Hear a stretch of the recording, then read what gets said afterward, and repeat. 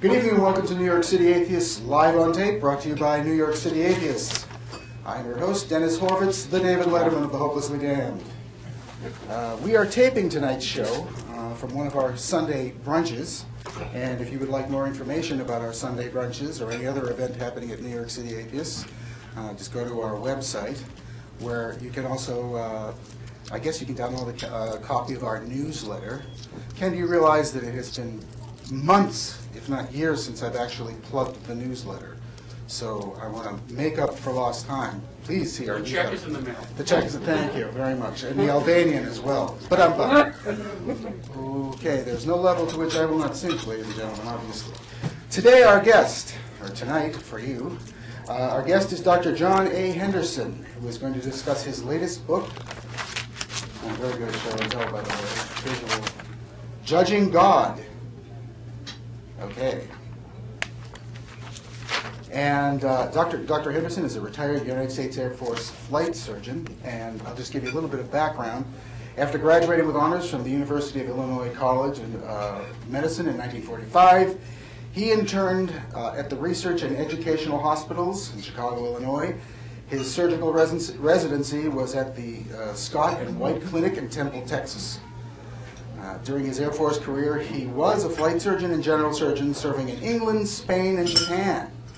In the United States, he was stationed at various bases from New York to California. Following his retirement from the Air Force in 1972, Dr. Henderson practiced general surgery in Asheville, North Carolina, where he still is with his wife, Ruth. After closing his own office in 1994, he assisted other surgeons until 2006, and presently he is Buncombe County Medical Examiner. Maybe on another show we'll have him discuss what it's like to be a medical examiner. In addition to his book, Judging God, Dr. Henderson is the author of two others, God.com, A Deity for the New Millennium, Fear, Faith, Fact, and Fear, Faith, Fact, Fantasy. I'm going to try to say that 3 times backwards, fast. Fortunately, not tonight for you, so don't worry about it. All of his books discuss some of the harmful effects of religion and the illogical belief in an all-knowing, all-powerful, supernatural being, and he has been a guest on Atheist Viewpoint. In fact, yesterday, before we taped this show, he was my guest on that show, which I'm sure you're all watching on MNN. In any case, after many phone calls and emails and negotiations, which I think went on for about a year, when I come to think about it now, because it was right we started discussing this, the possibility of being on the show when he was on Atheist Viewpoint last year. In any case, we are delighted to welcome to New York City Atheists Live on Tape, Dr. John Henderson. So, what we'll do is Dr. Henderson will give us a presentation, and then afterwards we'll open up to a Q&A. And by the way, he's got some books with him, and if you want any more information about his books, you can go to www.johnhenderson-god.com, or you can contact us at New York City Atheists. Dr. Henderson. Thank you. Can you hear me in back? All right. And when you can't, please stand up and let me know.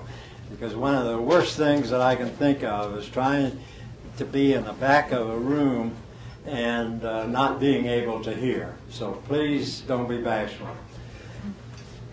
Dennis, I will match my chicken pox hole with yours after the meeting. Oh boy, something to look forward to. I bet mine's bigger.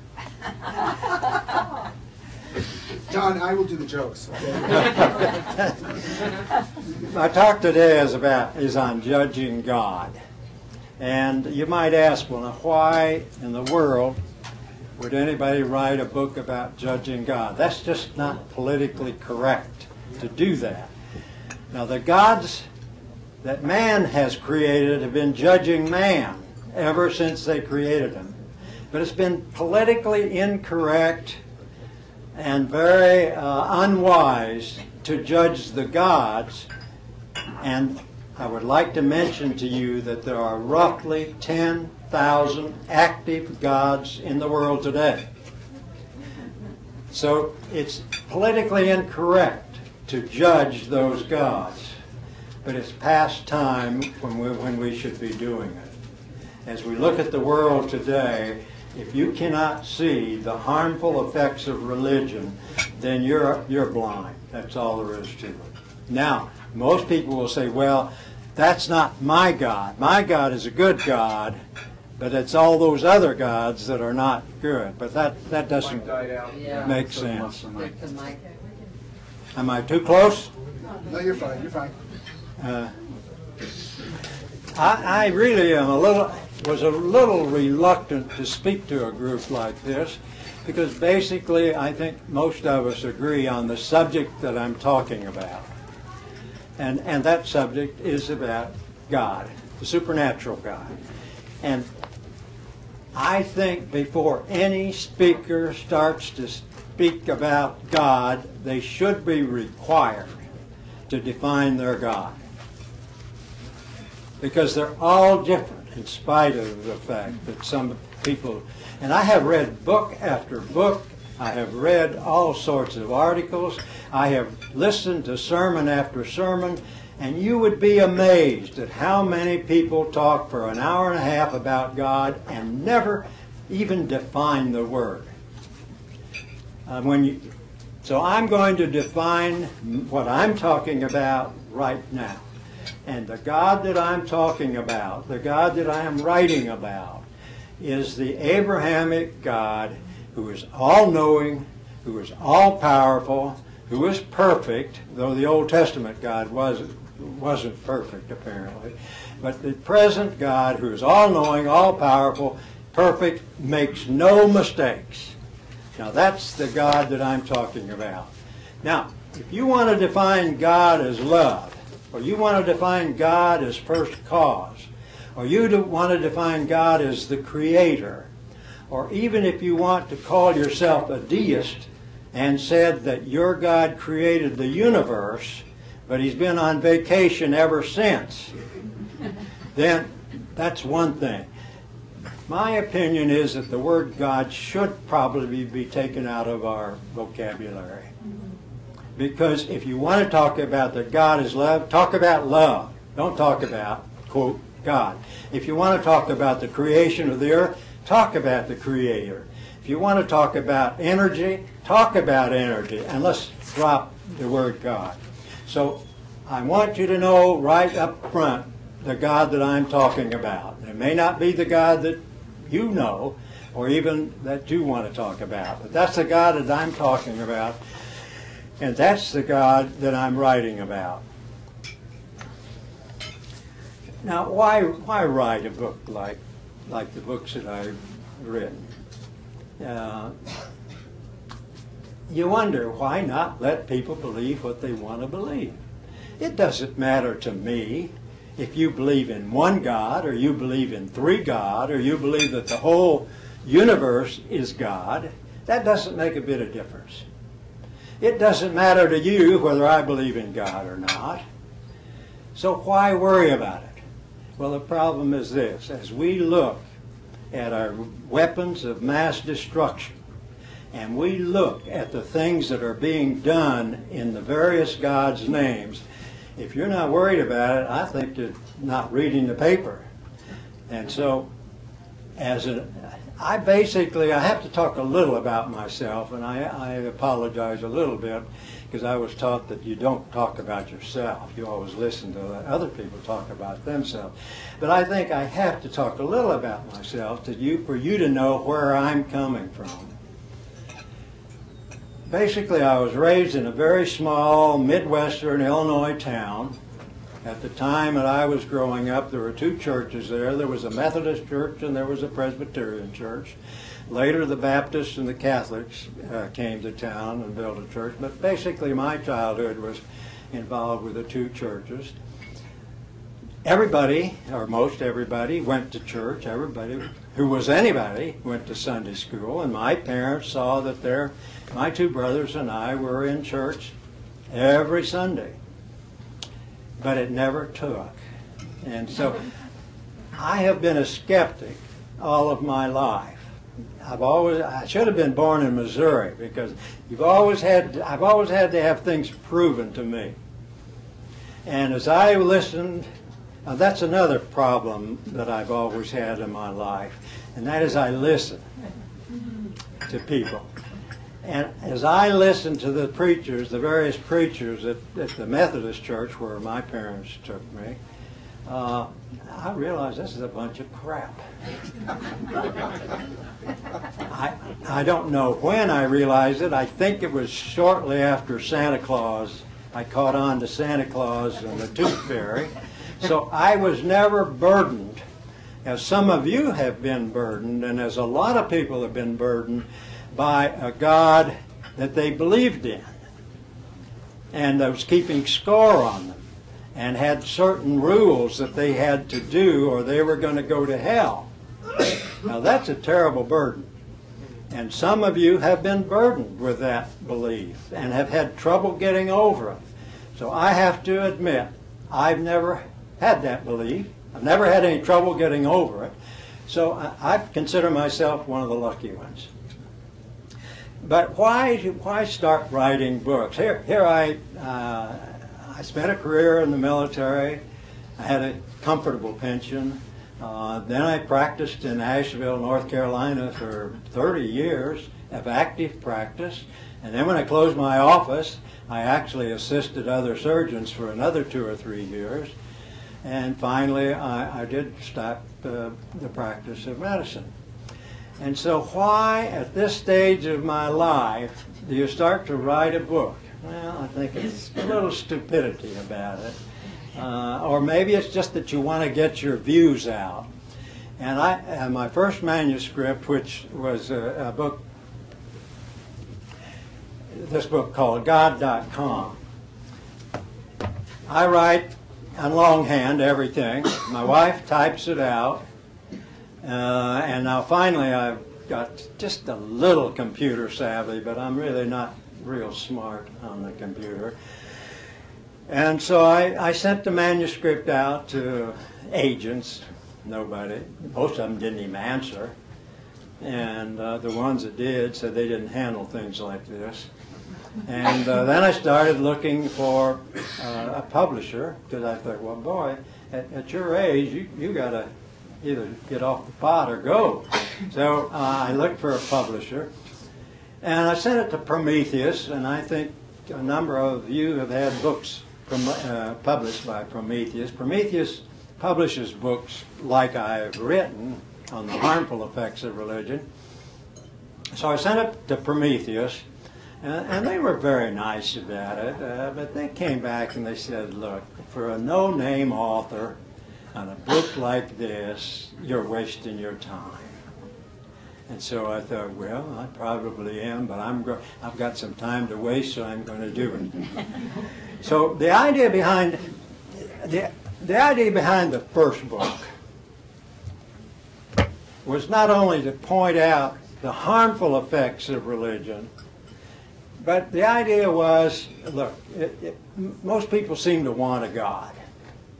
So if most people want a God, let's have a decent one. Let's have a feminine God. Because throughout the whole animal kingdom, if you will look, it's always the feminine, it's always the mother who has the most empathy, the most kindness. Stick up for their offspring no matter what they do. And so I felt like, well, I might appeal to some of the feminists in the audience. So let's go with, and our son-in-law suggested something a little more up to date with the computer industry like it is. So he did this cover, which I thought was a little more computer savvy, and hopefully that it would appeal to the feminists. In reality, why the women of our country stick with religion when they've been treated like they have with religion amazes me. Now, I do think that women tend to protect their young, so they tend to be a little more fearful than men. And especially when you start talking about lust, the male's lust gets in his way all of the time. They can't think when as somebody said, there's not enough blood to go to the brain and an erected penis at the same time. So there's no way for the males to think most of the time. Then as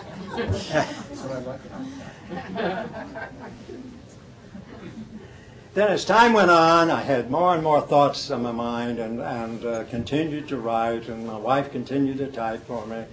And so it came out with the second book, which was Fear, Faith, Fact, Fantasy. I'm going to point out one thing on the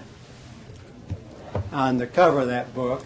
The illustrator who did the cover sent it and thought I might not care for it. And so I didn't even see what he put in there. It looked all right to me. And then my wife, who's more of an artist than I am, looked at it and she said, well, yeah, look at the question mark in the sky. I don't know if you can see it or not. Right opposite fantasy, there's a question mark in the sky, in the clouds. And most of us tend to look at the positive clouds and don't ever get around to looking at the negative. And so they wondered if we liked it. And I said, yeah, I love it, because there are just as many questions as there are answers in this book. Then a young fellow, I was doing a book signing one time, and a young fellow came up to me and he said, you've written my book. He'd gotten a hold of, I guess, Fear, Faith. And I said, well, that's the nicest thing you could say. Thank you very much. And he said, well, would you write a book with me? I said, I've got some ideas and I would like to have you co-author a book with me. And I said, no, not really. I'm not going to make any money. I'm having a lot of fun out of this thing, but I'm not going to make any money. And I pretty well said everything I want to say. But the more we talked, the more we agreed with one another. And I must admit, we've never had any disagreements about writing the third book. And so at that point, we decided to sit down and write a book. In the meanwhile, I had learned a little something. I must admit, I had never done any writing all my life, except for a few medical journal articles that I'd written. I'd never been a joiner. I've never joined any organizations except the American Medical Association or the Fellow American College of Surgeons or something like that. So I'm not a joiner. And I really didn't know what to do, but I did finally decide that with my lack of knowledge about this whole field of writing and publishing, that I had to join some organizations. So I joined the local Writers Guild, and I have learned a tremendous amount. And one of the things I learned was how to, some of the people suggested a small publisher from Boone, North Carolina, that might publish my books. So I went up to him with the book, and he sat down with me, and he gave me a little piece of paper. Said, I'm an Indian. He's from India. I'm a Hindu. I am an atheist. His wife and family go to the Unitarian Church in Boone, North Carolina. I agree with everything you've written, but it needs a lot of tweaking. And he tweaked the hell out of it. But I must have, other than his grammar, I agreed with every idea and every thought that he wanted to put in the book. In fact, I said, look, we ought to give you credit for all that you got in the book with your ideas. And he said, no, that's not necessary. I'm the publisher, and that's part of my job. So he gets no credit other than being the publisher. But as a result, we came out with the third book, and we show reason, and we had reason and logic, but it seemed to be too much. So reason and religion, and I think people have to start to think a little more about religion. When you realize that one guy, one religious nut, and it doesn't matter whether he's Muslim or Jewish or Christian, one religious nut can come right in here into the middle of New York City with an atomic device strapped on him, and he's going to ruin your life forever. Now, if that's not reason enough to separate government and religion, I don't know what is. Now, if it were just a simple, religion is the opiate of the masses, as Karl Marx said. And that's true. And in that sense, there's no reason to be worried about religion, because I think people need a sedative. People need opium at times. People need narcotics at times. The problem with religion is that it is no longer just simply the opiate of the masses, which we could ignore, but it's a stimulant. And religions are used to stimulate people to do terrible things, and have been since the inception. Now, I do want to leave plenty of time for your comments, because I've noticed one thing about atheists, is they always have something to say. At least the atheists that come to the New York City atheist group, and the atheists that belong to the American atheist group do. Now, there are a lot of atheists out there that don't have anything to say. And in fact, I want to mention Jane Everhart wrote, gave out a printing, press release, you call it, press release. And I'm assuming that all of you have seen it. And the headlines is, bring your mom to lunch on Sunday to hear a surgeon author who dubs religion a scam. So I'm out of the closet now. Now, I'm still careful where I pick my remarks. Ruth and I have moved into a Methodist retirement home. We love it. But I normally don't shoot off my mouth when I go over there. But anyway, so Jane really brought me out of the closet, to you all anyway. And I'll leave it up to you to write or to read what her review is of this meeting today. But I sent a copy of Jane's remarks to our children. We have 2 daughters and a son.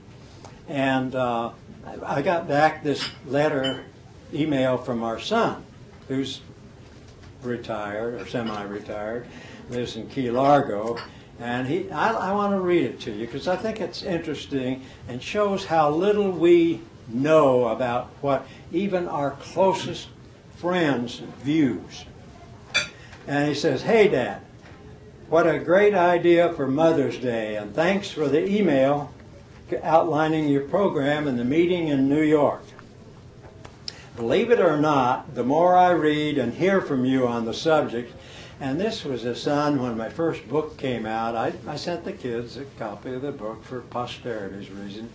And he wrote back and he said, "Well, that's very interesting, Dad." But he said, "You know, if it hadn't been written by you, I wouldn't even be interested in it." And so he says, "The more I'm convinced of the importance of your cause. Just to let you know, have been an atheist for most of my life." I didn't know that. We never made our children go to Sunday school or church. If they wanted to go to Sunday school with a friend, that would be our guest. But felt it was important. I never felt it was important to make an issue about it, or even to be that decisive before admitting that I was an agnostic. That is one of the problems of atheistic groups. Most people who don't believe, let's say, don't believe in life after death. An atheistic group is not important to them. It has nothing to do with their life. Or a theistic belief also has nothing to do with that. Anyway, was sorting through a bunch of stuff a few months ago and found my old dog tags issued when I went in at Shepherd Air Force Base. Forgot that I had put none down on the form. Now, I never had the balls to put none on my forms. I always put a P. It was easier than arguing with people. I was quote, Protestant. So I forgot but that I had put none down on the form where I had to declare my religion. A chaplain called on me, came by to see me before they would issue the dog tags. He explained the importance of last rites, etc. I told him I'd already been in a couple of life-threatening situations, though not that close to the deathbed, even mentioned in jest that the U.S. Air Force should consider cutting chaplains and spending the savings on extra life insurance for the GIs. As I recall, that ended the conversation.